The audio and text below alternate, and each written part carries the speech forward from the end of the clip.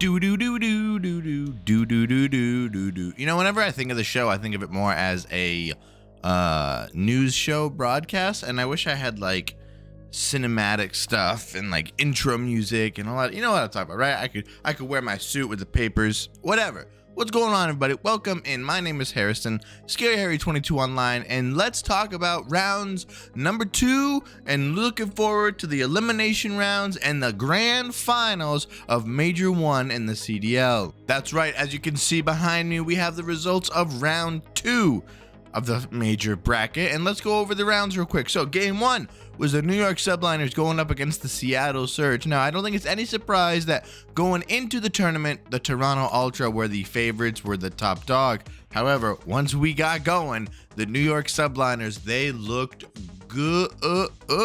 Now, there was a little bit of controversy in this game, a little bit of drama going on between the Seattle Surge and the New York Subliners. Specifically, map 3, there was a disconnected controller that was not allowed to be replayed on the round. So check out my other video. We made a video just dedicated about that one scenario if you're interested in that. However, Seattle did win 3-1 and they looked good. They move on to play the winner of Toronto Ultra versus Atlanta FaZe. Now, this is kind of funny to me because we'll talk about Toronto Ultra when we get down to the bottom of the bracket, but the Atlanta FaZe looked good. My gosh, did they look good. Seemingly out of nowhere. You know, since the start of the season, since qualifiers, since coming into group play, you've been waiting, right? You've been waiting and wanting to see Atlanta FaZe do good. They just haven't, right? They got the right team, they got the right players.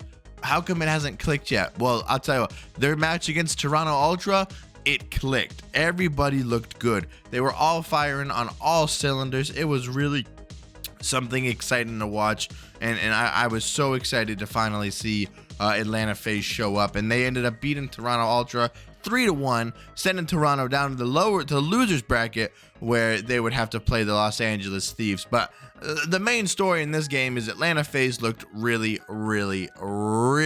good. So those were the 2 winners brackets. Let's move down to the elimination bracket. Now, let's go real quick early in the lowest bracket. It was the Florida Mutineers versus the Los Angeles Thieves. Now, the Mutineers, if you remember, they had beaten Optic. They had lost to Optic in the first round, but then they beat them again in the second round, and that's what caused them to be eliminated. So for the fact that they eliminated Optic, I think they gained a lot of fans this tournament. If not, I would say job well done, boys. You guys got rid of Optic so we could see the game without them.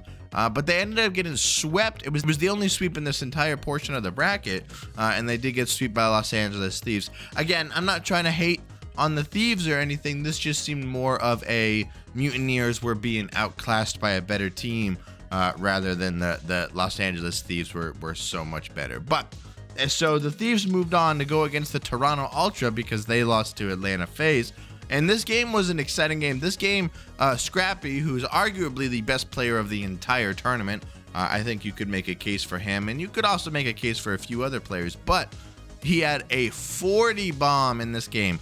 The announcers were saying the first 40 bomb. I thought there was a 40 bomb on Hydra earlier in the season, but I guess I was wrong. This was the first 40 bomb on Hotel Hardpoint. And it was cool. It was excited. A lot of the final 5-6 kills were all just kind of junk kills, but it was good to see. But what's really funny to me, and I understand being, I understand you want to be exciting, right? And there are specific players who like to be the troll player, the toxic player, right? The guy who's always in your face. But the way Scrappy celebrated getting a 40 bomb or celebrated winning in the losers bracket, right? Because you guys just lost to Atlanta FaZe and got sent down to the losers bracket. Now, granted, you still have a chance to make it to the finals. In fact, I think you probably will make it to the finals, but we'll talk about that later. It's funny to me that the celebration, the throwing the headphones down, the yelling came in the losers bracket, right? Like up top with the big boys, with the winners, I'm okay with it, right? But in an elimination losers bracket, you had to lose to get to this portion of the tournament. I just thought that was kind of funny. And our last match of the bottom bracket was the New York Subliners versus the Vegas Legion, and the Subliners had to spoil the fun and the enjoyment for the Vegas Legion and their fans. Vegas looked good in this tournament, but again, as I've said on Twitter, as I've said throughout the week, you know, I think we could tell there is a difference between who's top of the leaderboards right now, who's top of the charts right now for the better teams, and everyone else. Going into this tournament, I do think a lot of people were up in the air about who was the front leaders, who were the top dogs, and outside of Minnesota Rocker, I think a lot of it surprised us, but that was in the group stage. Right, every team that's been good in the group stage continued to be good in the bracket stage.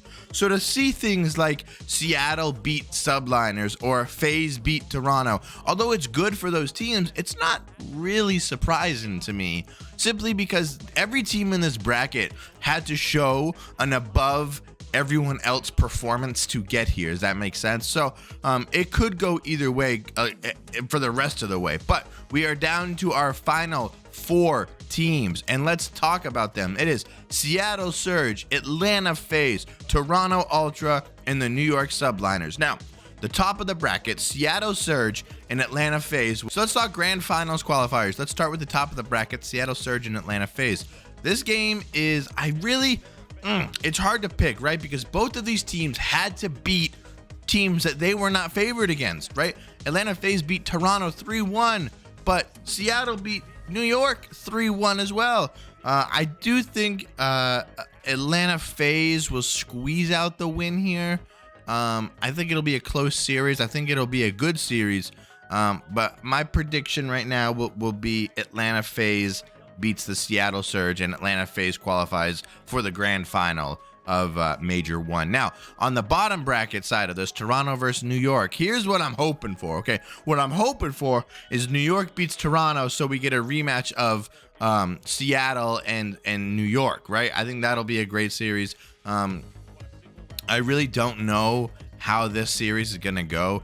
I would like to see Toronto win simply because I picked them to win early, and you always like to pick back your picks. But New York looks good. New York is probably the biggest jump from, they were 1-3 coming into the tournament for qualifier, and then I don't know if they've lost more than 2 games the entire series.